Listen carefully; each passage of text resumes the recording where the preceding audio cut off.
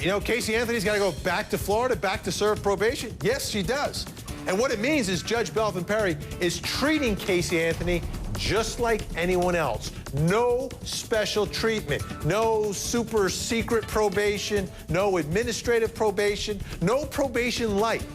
It's real supervised probation with a whole bunch of terms and conditions. I've got them all here. We're going to go through them and wonder and try to figure out, can she fulfill these? I mean, you and I could probably fulfill them pretty easily, right? But can Casey Anthony? What's going to happen? Will she be a successful probationer? And how about the folks in Orlando? How are they going to react to all this? First of all, let me just say this right now, right here, right now. Don't do anything stupid.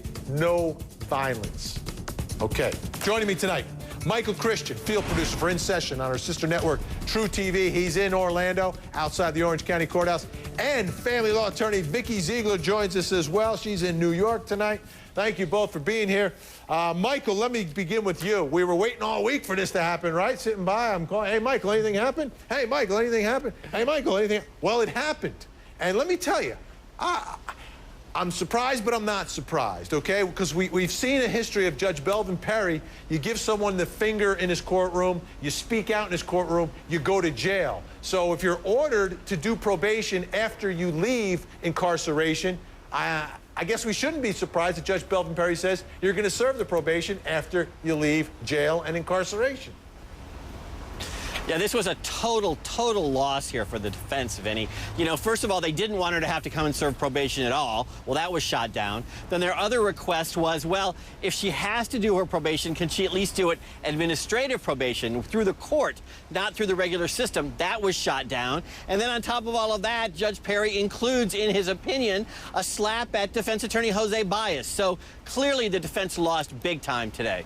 Big time. And Vikki Ziegler, I want you to take a look at the picture of the intake office down there in Orlando. We'll show it to all the folks at home. This is where she has to report. The due date is August 26th by 12 p.m. That's where she's got to go. She has till August 26th, which I guess is a couple weeks from now, by 12 p.m. noontime to report. She's got to give 72 hours notice before she reports. Vikki, do you think that probation will attempt to deal with her like they would deal with any other probationer? Or do you think they're going to go out of their way to treat her a little differently, or either lightly or more carefully or more harshly? How do you think they react to all this?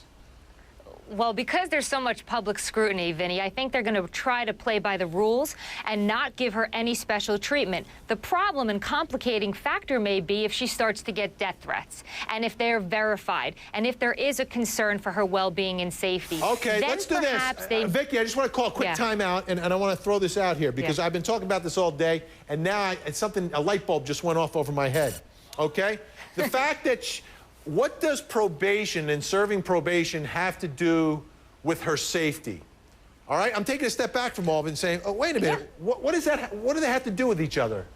What's your take? Well, the concern is if she does go to probation and has to check in for her monthly appointments, and she is stalked, threatened, somebody calls and says, when you go to probation, I'm going to kill you, that is a concern that probation may take into consideration in conjunction with the police. That's all I'm saying as it relates to that. So when we talk about special treatment, then perhaps they may do it over the phone. Let me break it down a little bit more. Michael Christian, no one's going to find out when she's going to probation, right? I mean, if she's got her PO, probation officer, they set up an appointment and they'll say, okay, we'll meet on the 6th at 2 o'clock, I'll come in.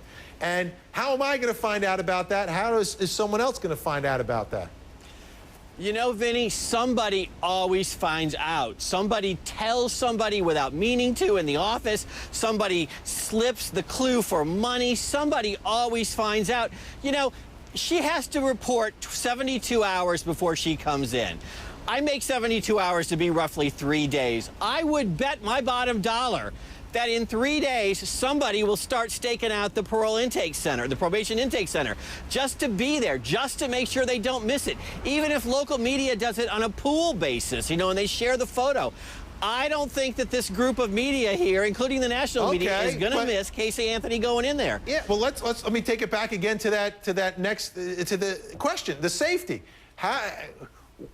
Where's the risk? I mean, we all knew when she was getting out of jail, that went out pretty well. I mean, there are ways to do it, to be careful. You know, I don't necessarily see the safety risk that's inherent with just being on probation.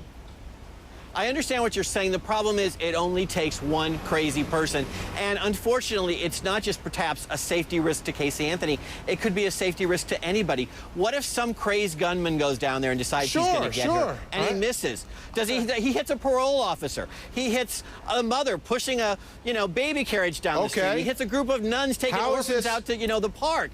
That's a safety risk. That's a problem. Let me break it down again, though, Vikki Ziegler. She's free.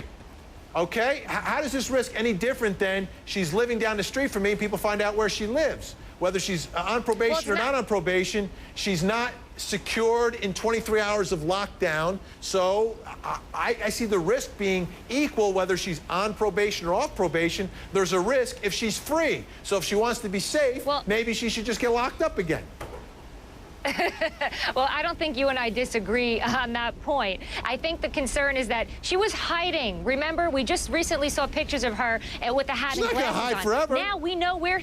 No, but now we know where she is. She has to be in a specific area. So now we've narrowed the country down. She's in Orlando. She's going to have to get a residence. We may not find out about it publicly, but somebody may leak it. So listen, I understand that it's not probation's problem and they shouldn't treat her differently, but the reality is the world is watching. There are people out there that do want her hurt, maimed, dead, and that could be a concern. I hope they don't roll out the red carpet. I hope they treat her like every other defendant. Yeah, and here's the thing, folks. Again, I mean, if you're one of these people that hates Casey Anthony, if you do something to her, you're just as bad as she is. And that's the problem. And that's what people have to understand. Hey, if you want to stay on top of this story plus everything else, follow me on Twitter.